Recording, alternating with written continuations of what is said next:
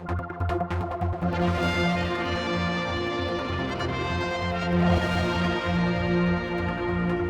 we get all sorts of things here on MTTV, and we come along to speak with Alex, who contacted me and says, I'm needing a bit of help. I've got this idea.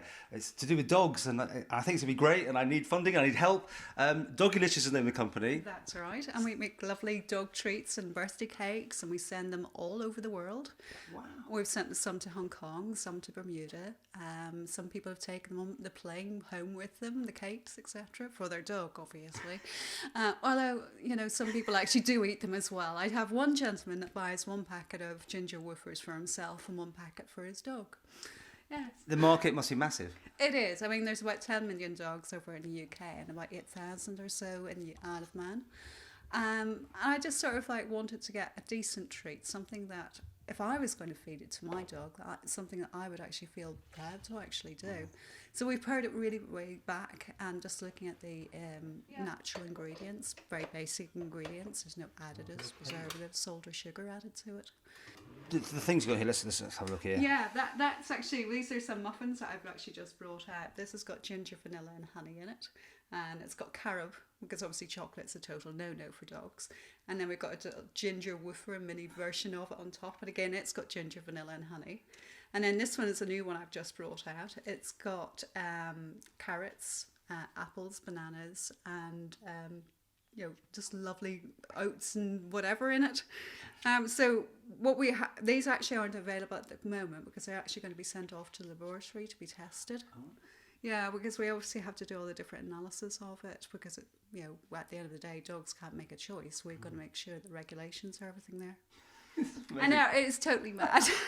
And you're doing all this in your kitchen at the moment? Yeah, this is the problem. I'm sort of, obviously I've gone into ShopRite, we're in 6 stores there.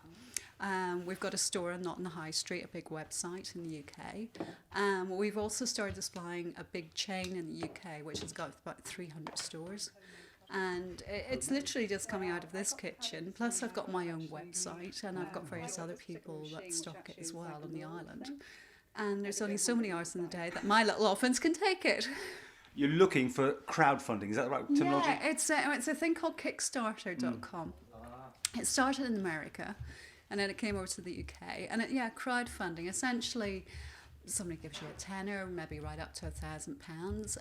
They don't get a stake in the company. What they do is they get a reward, like maybe a hamper, or maybe come and spend a day in the actual bakery with us, create a design, a treat.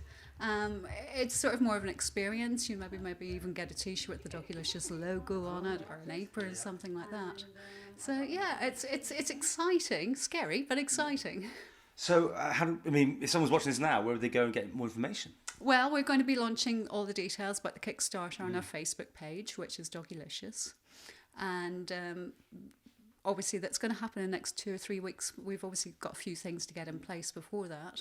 And the government have been quite supportive and said that if we get a certain amount, they'll give us another amount. So all in all, fingers crossed, we could get a big unit and export this to the UK and further. Yeah, so moving out the kitchen, because there's so much you can do in here, right? Yeah, there is. I mean, I cut everything by hand. I make everything by hand.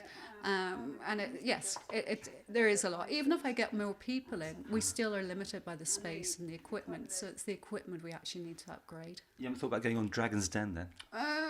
Sort of. I don't know. They're a bit scary.